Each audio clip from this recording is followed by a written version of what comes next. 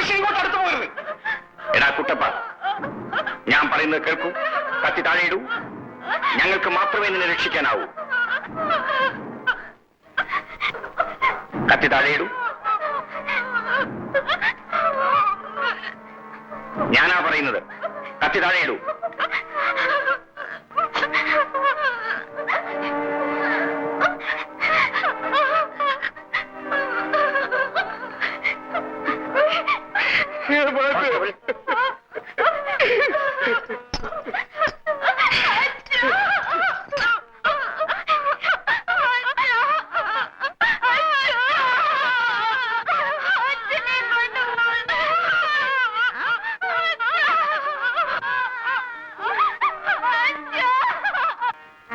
രണ്ടു കുഞ്ഞുങ്ങളുടെ തള്ളയാണ് മാന്നെ അവള്. ഞാൻ കുടിക്കില്ല, ചൂത് കളിക്കില്ല. ജോലി ചെയ്ത് കിട്ടുന്ന കാശ് മുഴുവൻ ഞാൻ അവളുടെ കയ്യിൽ കൊണ്ടു കൊടുക്കും. ഒന്നിനും യാതൊരു കുറവും വരുത്തിയിരുന്നില്ല മാന്നെ. പിന്നെന്തുകൊണ്ട് അവൾ ഇങ്ങനൊരു ബന്ധത്തിൽ ഏർപ്പെട്ടു? എല്ലാം കൊടുത്ത ഞാൻ അവളെ നിയന്ത്രിച്ചില്ല.